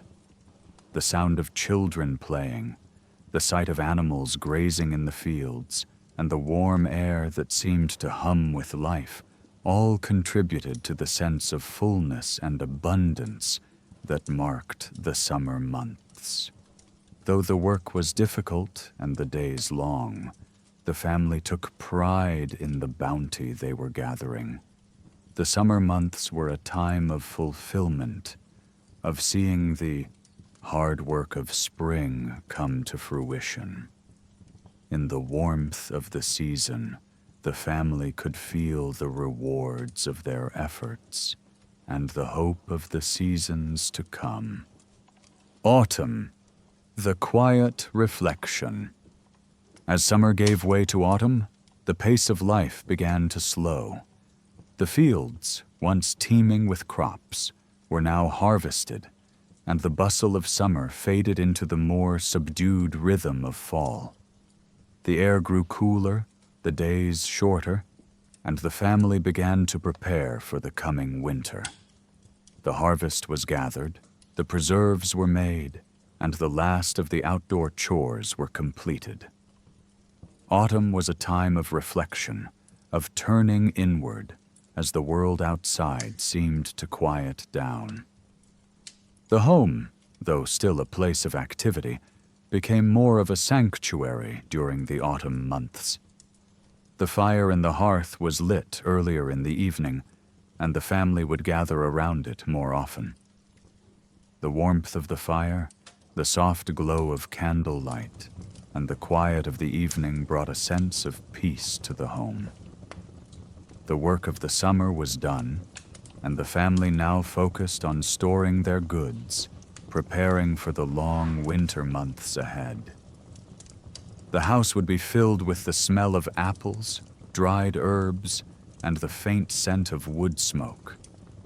The comforting smell of a hearty stew simmering in the pot, the crackle of the fire, and the soft murmur of family conversation filled the air. Though the cold was coming, the family was ready.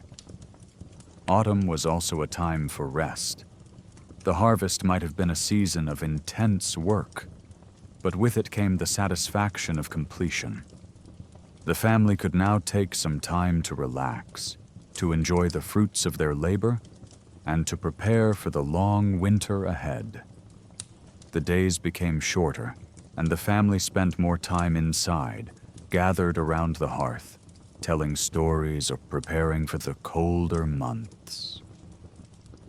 The simple joy of being together was enough to bring comfort during this quiet time of year. The house, though still modest, felt like a refuge from the chill of the world outside. Winter, the time of rest. When winter came, the world outside became still. The trees stood bare against the cold sky. The fields lay dormant beneath a blanket of snow, and the world seemed to retreat into itself. Winter, in the medieval world, was a time of quiet and introspection, a time when the family retreated into their home for warmth and rest. The work of the fields was done, and the family now focused on preparing for the long months ahead.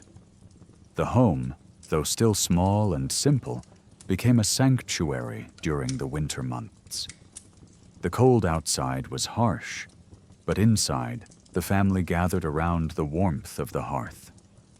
The fire was the center of everything, providing warmth, light, and comfort during the long, dark nights.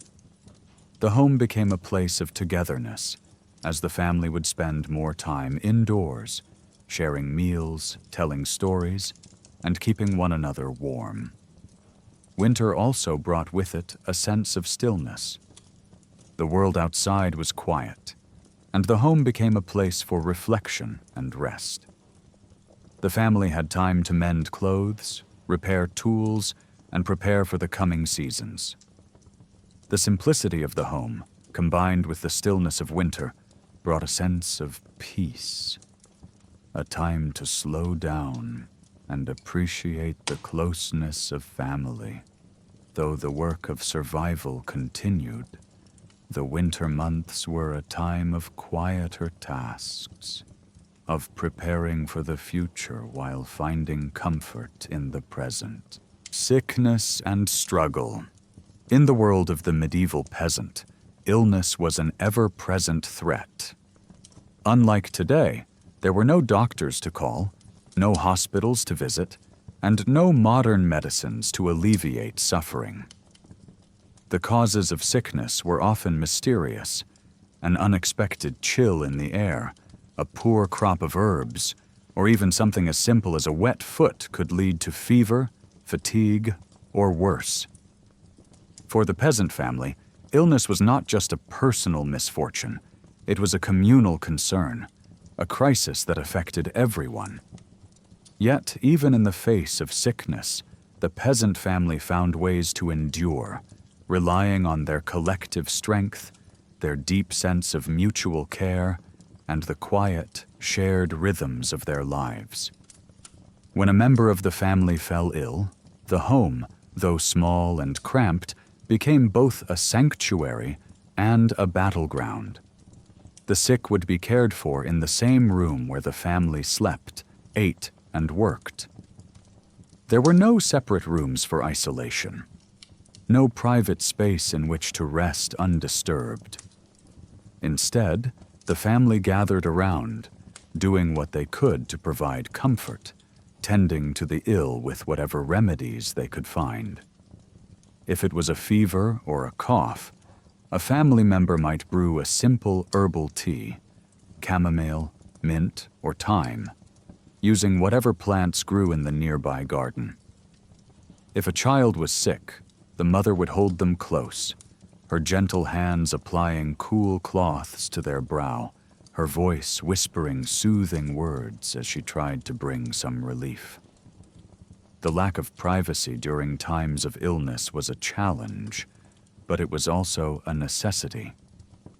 In a world where resources were limited and space was at a premium, the entire family had to share in the burden of care. The father, though often the one who worked outside the home, would return from the fields to check on his sick child, bringing whatever he could, a bit of food, perhaps, or a helping hand with a chore that needed to be done. The children, too, would be involved, fetching water, gathering firewood, or helping to keep the fire burning. The shared responsibility of caring for the sick reinforced the bond between family members, turning their home into a place of collective healing. In some cases, sickness could be a slow, lingering affair. A child might become ill with a fever that lasted for days, or an elder might fall prey to the ravages of age, their body weakening over time. During these difficult periods, the family's patience and resilience were tested. The absence of modern medicines meant that treatments were often slow to show results.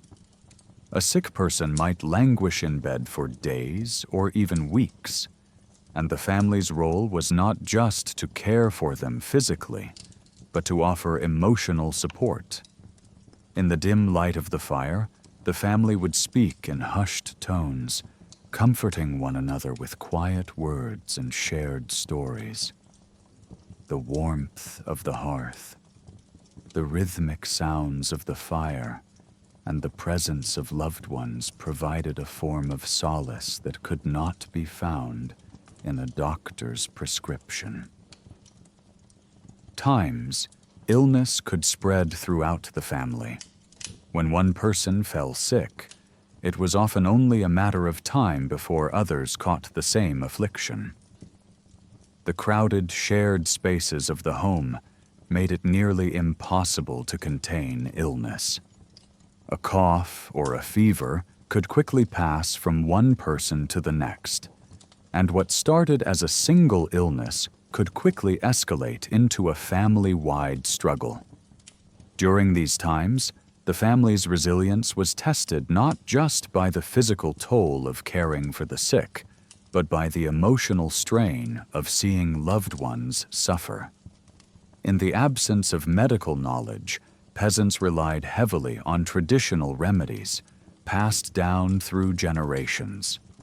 Many of these remedies were herbal, using plants found in the local landscape.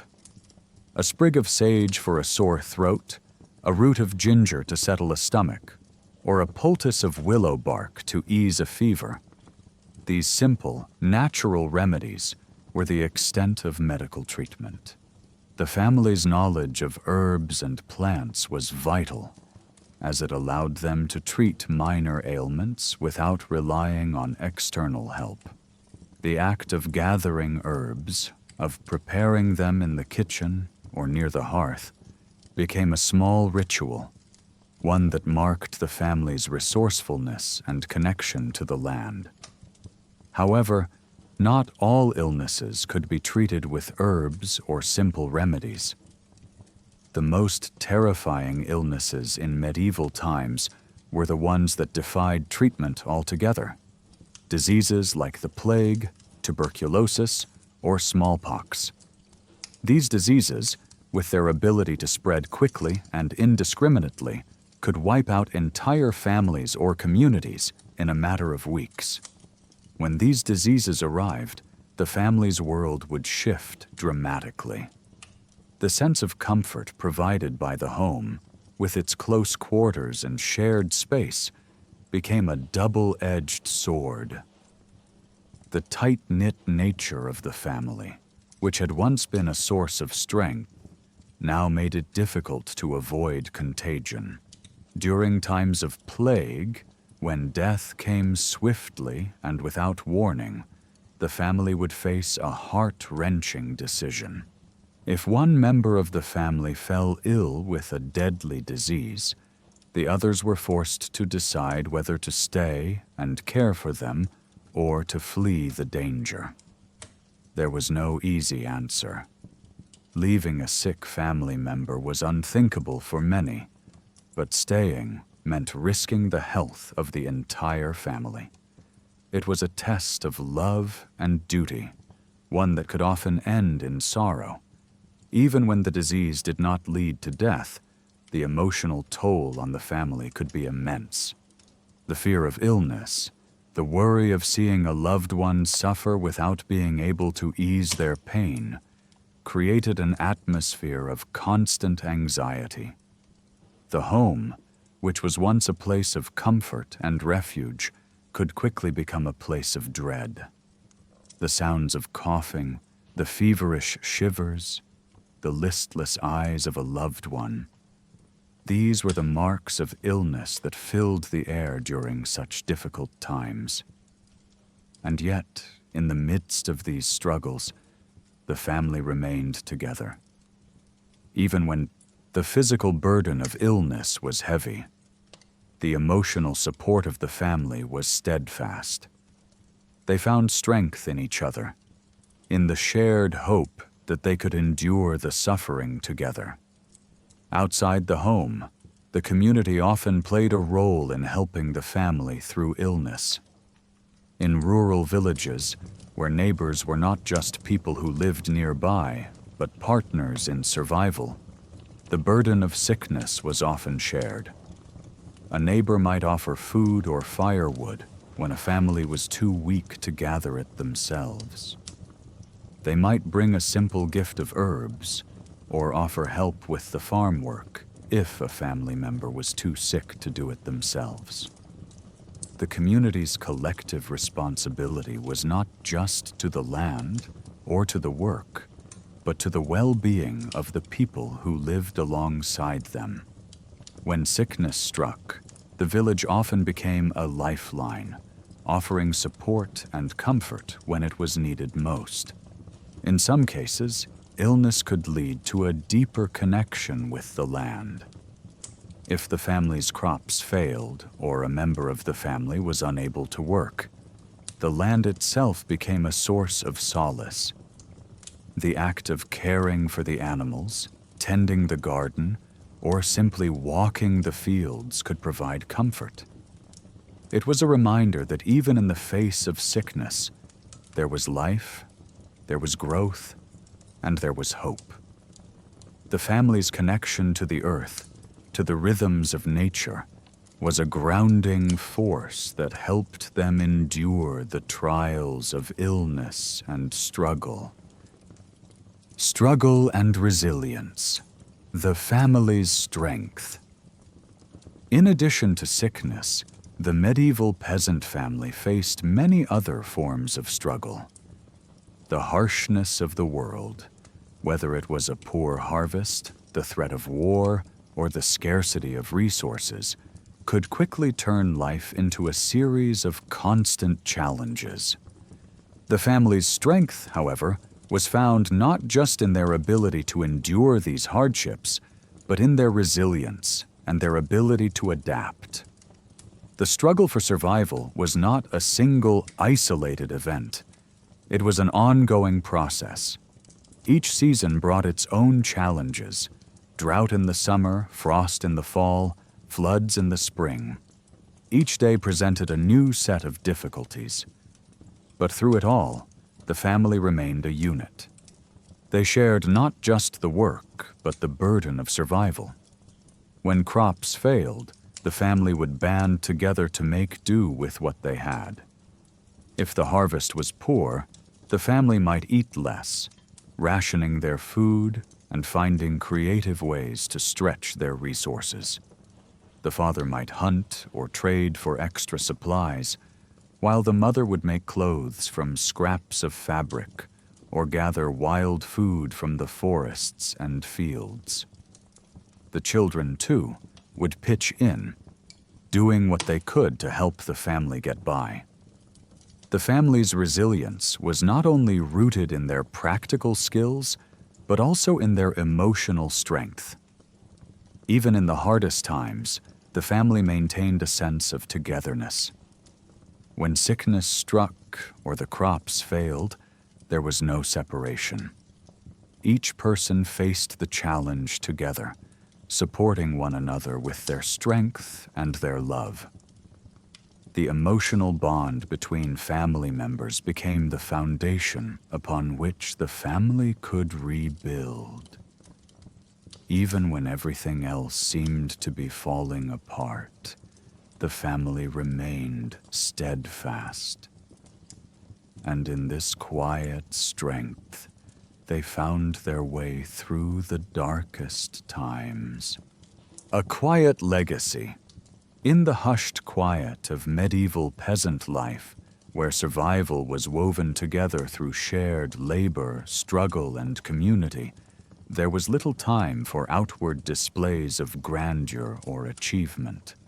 The life of a peasant was defined by work, family, and the rhythms of nature. Yet, in this simplicity, there lay a profound legacy, one that continues to echo through the quiet spaces of history. This was a legacy not marked by grand monuments or sweeping historical events, but by the quiet endurance of everyday people, their lives and values passing from one generation to the next, sustained by the unspoken bonds they had forged. For the peasant family, the concept of legacy was not one of wealth, status, or personal achievement. There were no towering castles or stately estates to pass down, no titles or honors to bequeath. Instead, their legacy was embedded in the land they cultivated, in the way they lived together in their small homes, and in the values they instilled in their children. It was a legacy defined not by what they had, but by what they gave.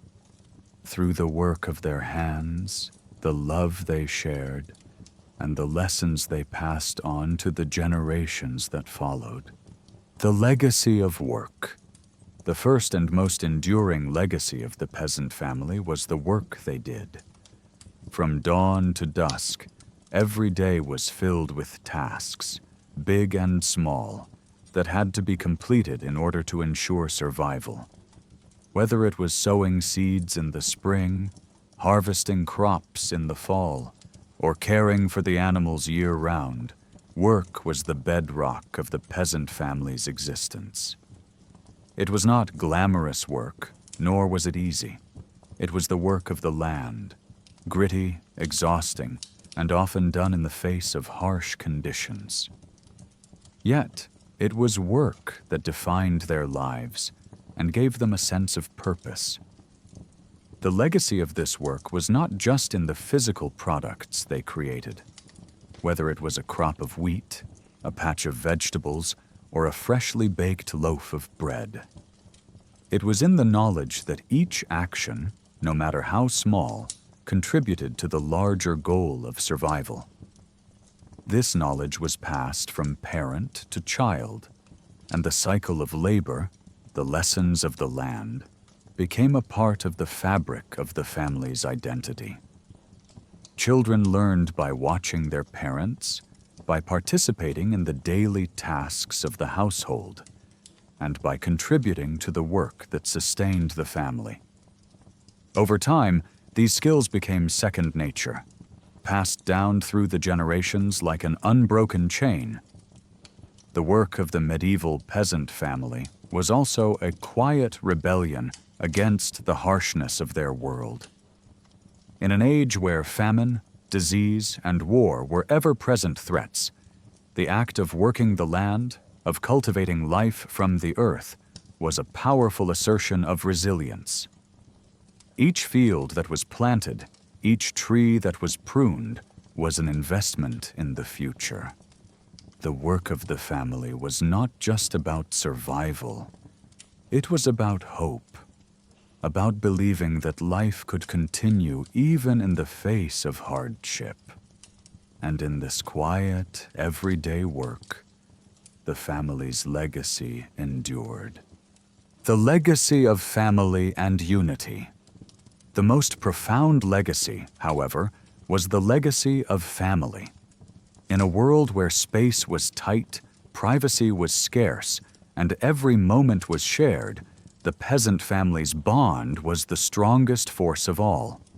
It was within the walls of the small, cramped home that the family's values were forged. The absence of personal space meant that everyone, parent and child, sibling and sibling, had to learn to live with one another, to support one another, and to share everything from work to food to rest.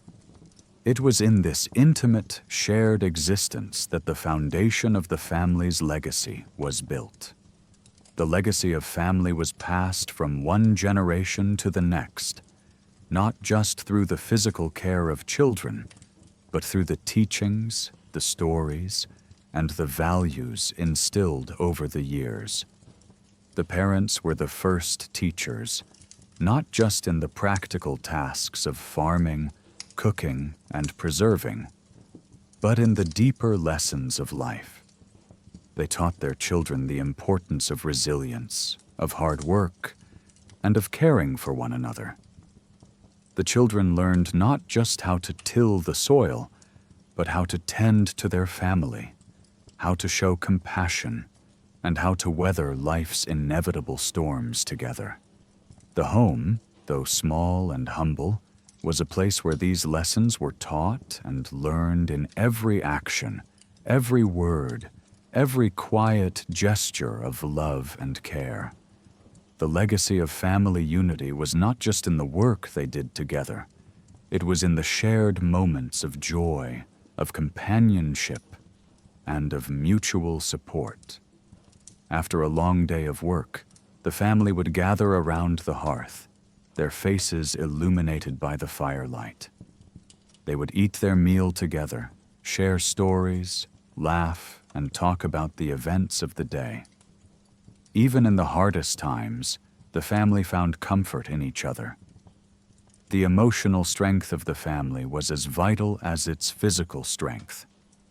The shared burdens of illness, loss, and hardship became easier to bear when carried together. It was this sense of unity, this bond between family members that allowed them to endure. And it was this legacy of unity, of love, that was passed on. As the children grew, they would leave the family home to create their own families. But the values they had learned, the importance of working together, of caring for one another, of maintaining a strong family bond, remained with them. This legacy, shaped in the small, shared spaces of the home, was carried into the future, ensuring that the lessons of the past were never forgotten. The legacy of connection to the land. The third important legacy of the peasant family was their deep connection to the land. Unlike the nobility or the merchant classes, who saw the land as a source of wealth or trade, the peasants' relationship with the earth was one of mutual dependence. The land was not just where they worked. It was their lifeline. It provided them with food, with resources, and with a sense of rootedness. The family's connection to the land was not just physical, but emotional. It was the land that sustained them, and it was the land that shaped their identity. This connection to the land was passed down through generations, embedded in the very way the family lived. The knowledge of how to work the land, how to plant crops, how to tend to animals, and how to read the signs of the weather was passed down from parents to children. In the act of farming, in the daily tasks of sowing, growing, and harvesting, the family's relationship to the earth was reinforced. It was a partnership that required patience, respect, and care. The family knew that their survival depended on the health of the land, and so they learned to work in harmony with it. They learned when to plant and when to harvest, when to rest and when to work. This wisdom, accumulated over generations, became a part of their legacy. The land also provided a sense of continuity. The farm, the house, the fields. These were the same spaces where previous generations had lived and worked. The family's legacy was written into the landscape, etched into the soil, the trees, the animals. Even when a family moved to a new home, the connection to the land remained. It was this continuity, this deep-rooted connection to the earth, that gave the family a sense of stability. In a world that was often unpredictable and unstable, the land offered a sense of permanence, a reminder that though everything else might change, the earth would remain constant. The legacy of simplicity and resilience. The medieval peasant family's legacy was not one of wealth or fame. They did not leave behind great treasures or monumental achievements. Instead, their legacy was one of simplicity, resilience, and endurance. It was a quiet legacy, built not on grand gestures, but on the small, everyday acts that made life possible. It was the work in the fields, the shared meals, the care given to a sick child, the stories told by the firelight. It was the quiet strength to endure hardship, to persevere through seasons of difficulty, and to hold the family together despite the challenges. This legacy of simplicity and resilience was passed down not through wealth or status, but through character. The medieval peasant family taught their children the importance of hard work, the value of community, and the strength that comes from unity. These lessons, forged in the daily struggles of peasant life, were carried forward into the future, ensuring that the legacy of the family would continue even as the world around them changed. The family's quiet, unassuming strength became a foundation upon which future generations could build. The legacy of the peasant family is still felt today in the values of resilience, unity, and connection to the land. Though their lives were often marked by hardship and simplicity, they left behind a legacy that continues to inspire. It is a legacy of endurance in the face of adversity, of strength born from shared labor, and of love that transcends time and space. The quiet legacy of the medieval peasant family is one of unspoken strength, passed down through generations, and it remains with us even now. A reminder of what it means to live simply, to endure, and to love with all that we have. Conclusion. As we reflect on the life of medieval peasant families, we are reminded of the quiet yet profound ways in which they shaped their world. Though their homes were small, their lives were large in significance. In the shared spaces of their modest cottages, the family's unity, resilience, and deep connection to the land formed the bedrock of their existence. Their world was one of simplicity, where each moment was shaped by the rhythms of nature, the demands of the seasons, and the needs of the community. Yet, it was in this simplicity that the true richness of their lives was found. The peasant family's life was not one of comfort in the way we understand it today. They did not have the luxury of privacy or material abundance. There were no grand homes, no soft beds, no easy conveniences. But in the absence of these things, they discovered a different kind of wealth, a wealth that lay not in possessions, but in their shared existence, in the bonds they forged, and in the simple yet profound rituals of daily life. It was through hard work, shared labor, and mutual dependence that the peasant family found meaning and purpose. The rhythm of their day, dictated by the demands of the land, was filled with moments of connection, care, and love. In the midst of the challenges they faced, they found comfort not in things, but in one another, simplicity and strength. At the heart of medieval peasant life was the idea of simplicity.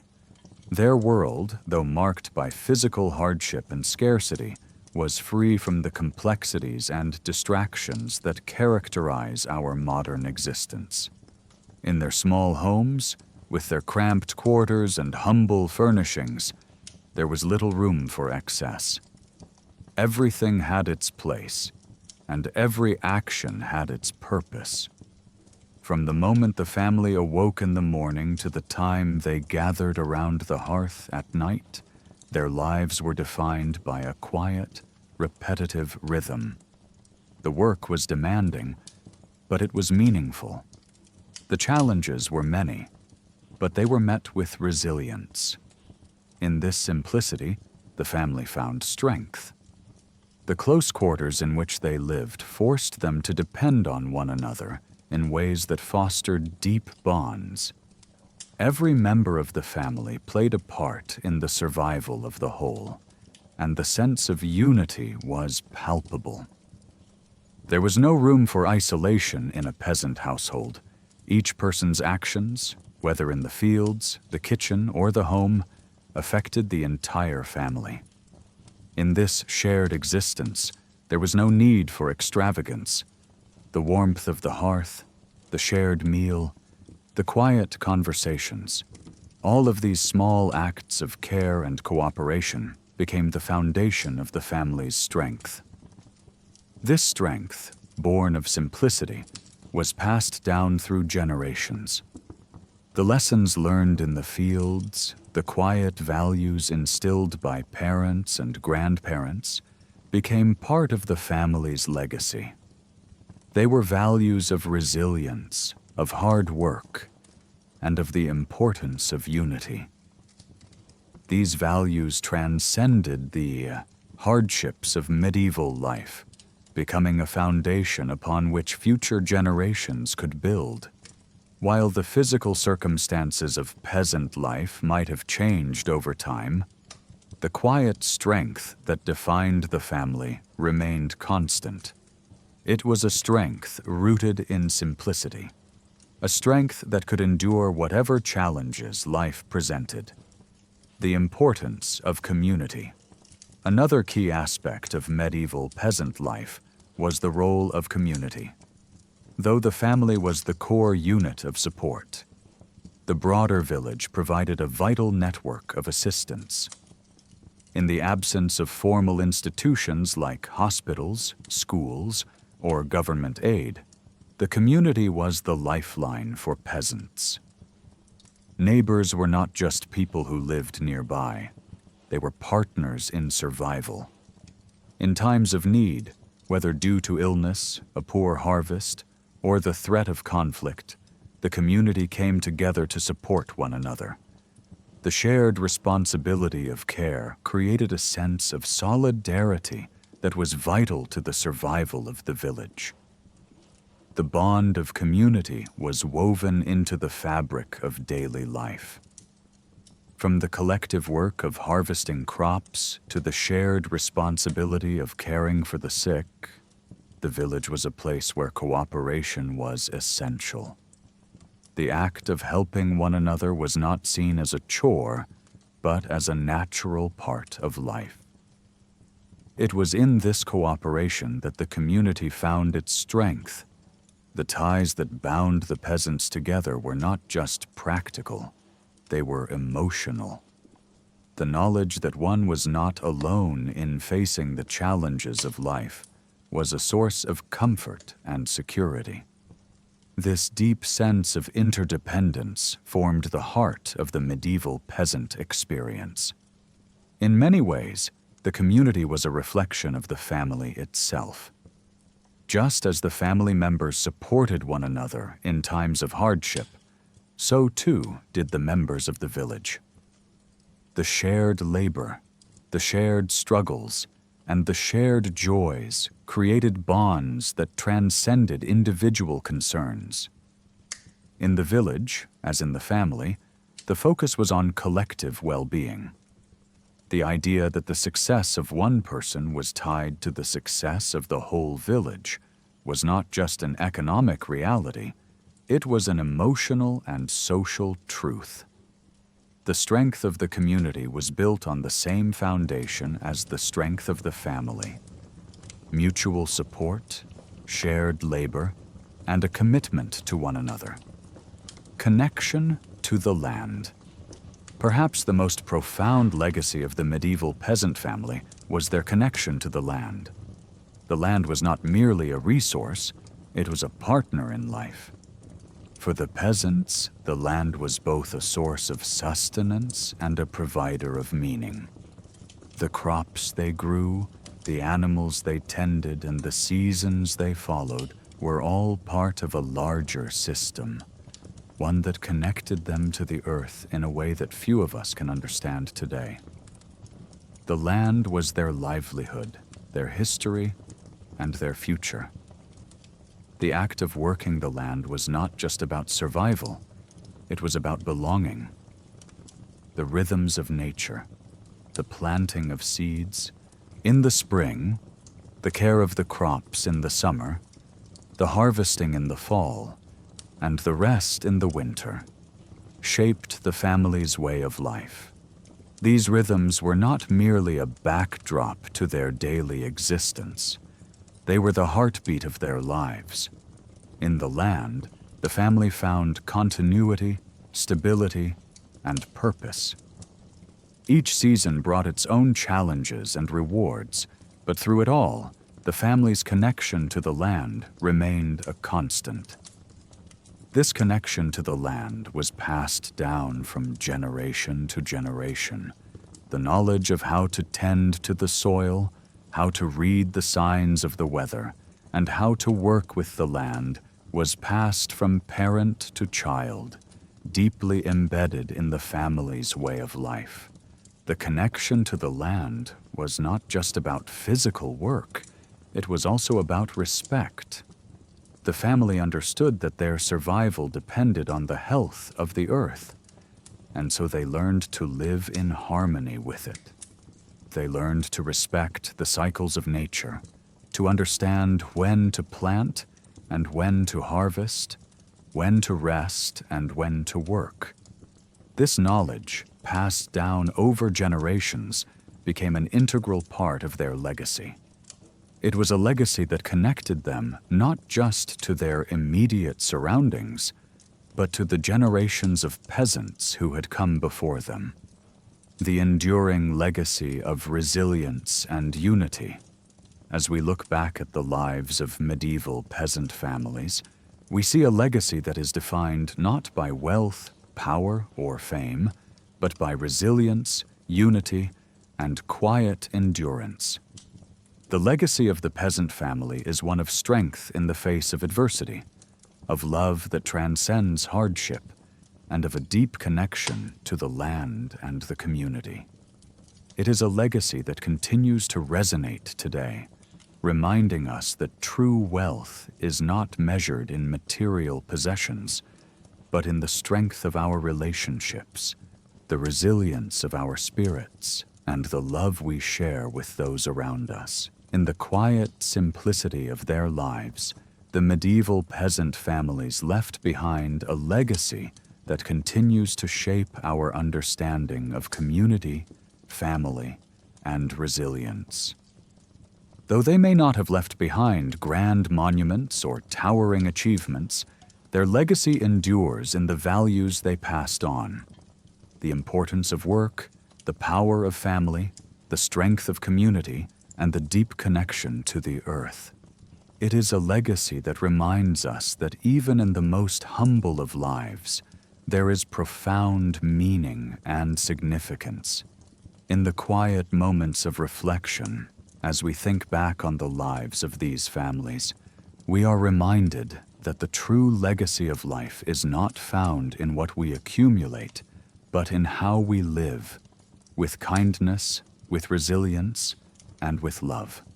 The medieval peasant family, though far removed from our modern world, has left us a legacy that continues to inspire. A legacy that will never fade, as long as we remember the quiet strength of those who came before us.